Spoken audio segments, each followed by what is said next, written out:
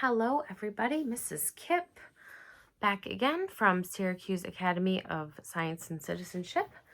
And today we are going to learn about declaring independence. Last time we heard about the shot heard around the world. And today we're going to find out what happened next. All right. Our objectives for today, we have a bunch. Describe how the 13 colonies in America evolved from dependence on Great Britain to independence as a nation. Describe the contributions of George Washington as patriot and military commander. Describe the contributions of Thomas Jefferson as patriot, writer, and the author of the Declaration of Independence. Describe the contributions of Benjamin Franklin as patriot. Explain the significance of the Declaration of Independence, and explain the significance of the 4th of July. Right. I can't wait for this. All right. Well, we've seen this picture before. The 13 colonies. All right. Let's find out what's going to happen. News of the shot heard round the world spread throughout the colonies. Once again, the colonists sent representatives to a meeting in Philadelphia, Pennsylvania, to discuss what had happened and decide what to do.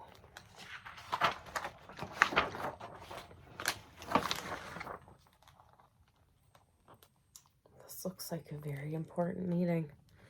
The representatives at the Second Continental Congress were divided in their feelings about breaking away from Britain and becoming a completely independent nation.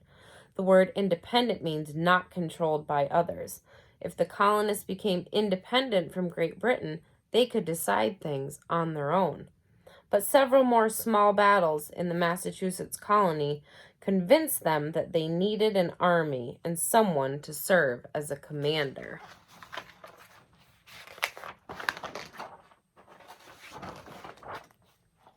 Here is George Washington. General George Washington seemed to be the perfect choice to lead the army. He had fought to protect the colonies before, and he knew how the British fought. Dressed in his military uniform at the Continental Congress, he was respected by everyone and was easily elected as the commander-in-chief of the Continental Army. George Washington would be in charge of the army created by the Continental Congress. Washington set off to join troops from across the colonies in Massachusetts, ready to meet the British in battle. Meanwhile, the Continental Congress continued to meet in Philadelphia. Here's Benjamin Franklin. Among the representatives was a man named Benjamin Franklin. Franklin, who was born in the colony of Massachusetts and then lived in the colony of Pennsylvania, had actually moved to London, England, for a few years. He had gone there to speak out in Parliament against the unfair taxing of the American colonies and the fact that the Americans had no say in Parliament. So Americans had no official representative to speak out for them in Parliament, but Franklin went and spoke as their representative. Benjamin Franklin was very good at arguing, and he was able to get the British to remove some of their taxes on the colonies. Benjamin Franklin had many British friends in London, but after the Boston Tea Party, an angry British Parliament began to distrust and dislike him. And so, in 1775, Franklin decided that it was time to return home, arriving in Philadelphia, Pennsylvania, just in time for the second meeting of the Continental Congress. The other representatives were delighted to have someone there who had spent so much time on the other side of the ocean. He could help them decide what to do.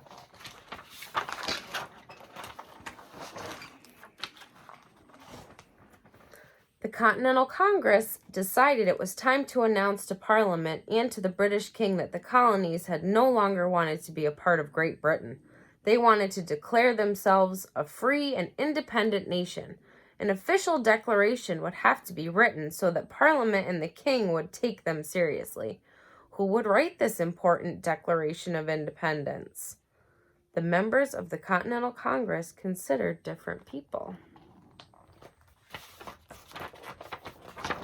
Who do you think they're going to pick?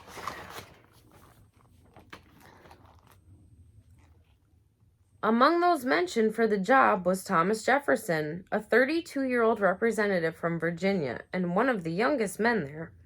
Jefferson had not been able to attend the first Continental Congress, but the representatives were all familiar with his powerful writing. Jefferson was elected to be its author. Thomas Jefferson went back to the rooms he was renting in Philadelphia, got out some paper, and scratched his head. He dipped his pen in ink and started writing. Sometimes he stopped and crossed out some words and went on. He knew a lot of important people were going to read this, so he had to make it good. Every morning for 17 days, he got up at dawn and got to work, writing and rewriting to make sure it was his best work. The Continental Congress liked Thomas Jefferson's work. Benjamin Franklin, among others, changed a word or two here and there, but most of the words remained those of young Jefferson. Wow. He must have been a great writer. Look at that. That is a picture of the official Declaration of Independence. On July 4th, 1776, the Declaration of Independence was approved by a vote of the Continental Congress. It was sent to a printing shop that very night. Riders headed out across the countryside with copies. In town squares all over the colonies, people gathered to hear Thomas Jefferson's words read aloud. One part is still read again and again today. We hold these truths to be self-evident, that all men are created equal, that they are endowed by their Creator with certain unalienable rights, that among these are life, liberty, and the pursuit of happiness. Those words mean that nobody is born any better than anyone else, and that all people all over the world have equal rights, such as the right to live, the right to liberty, which means freedom, and the right to be happy. Very good. And this is what we usually think of when we think about the 4th of July, right? Fireworks and proud to be in America. We still celebrate this important event every 4th of July, and you could call it the birthday of the United States. The 4th of July is now a national holiday to celebrate the Declaration of Independence and declaring freedom from Great Britain. How cool is that? If you didn't know why we celebrate 4th of July, now you do. All right, that's all we get to hear today. Let's go over some comprehension questions, and we'll find out what we are going to learn about tomorrow. All right. Number 1, who was the representative who went to Great Britain, was very good at arguing, and got the British to remove some of the taxes they had put on the colonies? That was Benjamin Franklin. Number 2, how did the colonists try to solve the problem caused by the shot heard around the world?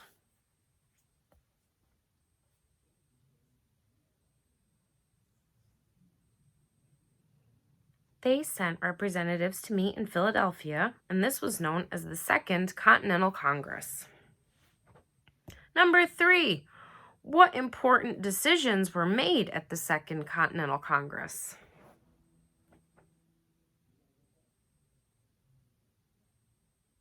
Remember, they decided they need an army to fight back. So who did they say was going to be in charge of that, and what were they trying to do? They said George Washington was chosen as commander-in-chief of the Continental Army. The representatives decided to declare themselves a free and independent nation by writing the Declaration of Independence. Number 4, who was chosen to write the Declaration of Independence? Who did we just hear took 17 days, got up at dawn every morning? That was Thomas Jefferson. Why do you think Thomas Jefferson was chosen to be the author or writer of the Declaration of Independence? Because he was an excellent writer. Number 5, how do you think the colonists felt when they first heard the Declaration of Independence?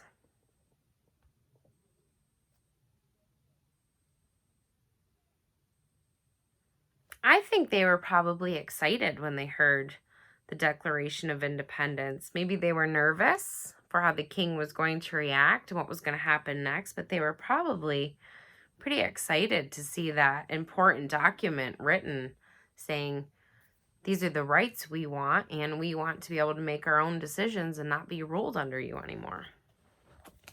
Number 6, what do you think of when you hear the words from the Declaration of Independence?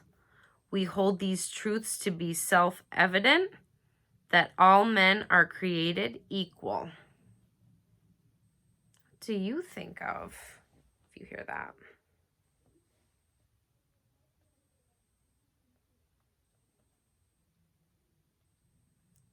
All people are equal and have the right to live, the right to be free, and the right to pursue what they believe will make them happy. Which that's stuff we should all be able to enjoy every day. All right, last one. Number 7. What do we celebrate each 4th of July?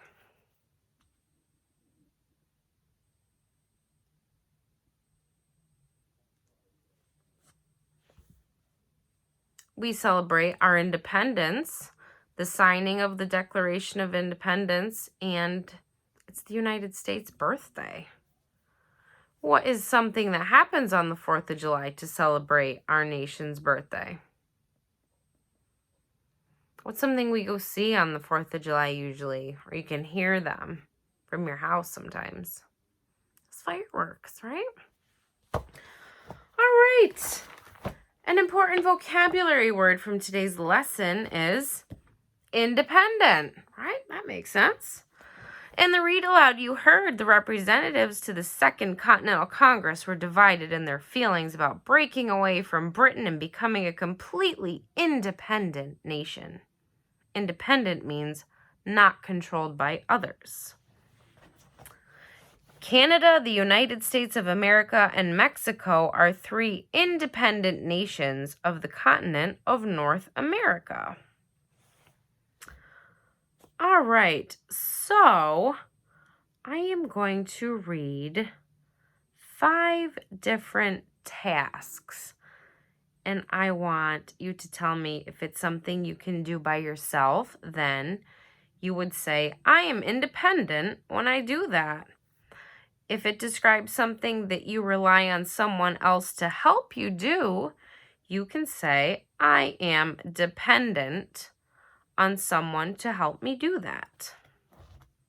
All right. Number 1, tying your shoes. Are you independent when you do that? Means you can do it by yourself. Or are you dependent on somebody helping you do that? Tying your shoes.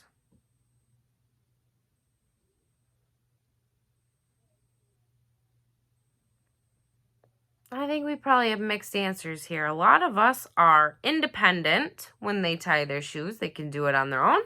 Or some of us are still dependent on somebody to help us out. We're not quite there yet, and that's okay. All right, number 2, washing your clothes. Are you independent when you do that? You do it on your own? Or are you dependent on someone to help you with that? Washing your clothes.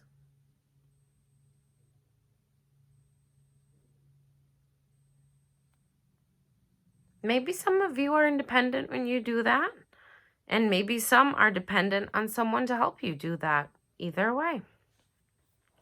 Next one, fixing your breakfast.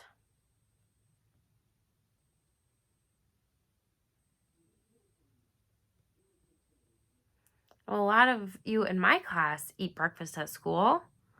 So You don't have to fix your breakfast, but sometimes we're dependent on Mrs. Kip or Miss Mays to help us open our breakfast, right? Need a little help with that. Open our milk, open our juice, open our muffins, right? Still dependent on a little bit of assistance. Some of us are independent and can do it on our own, but some of us are dependent on a little bit of help, and that's okay. What about reading a book?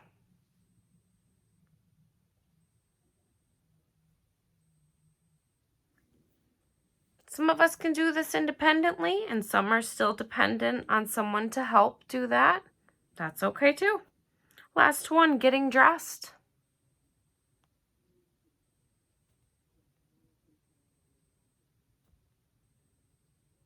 We can all do that independently.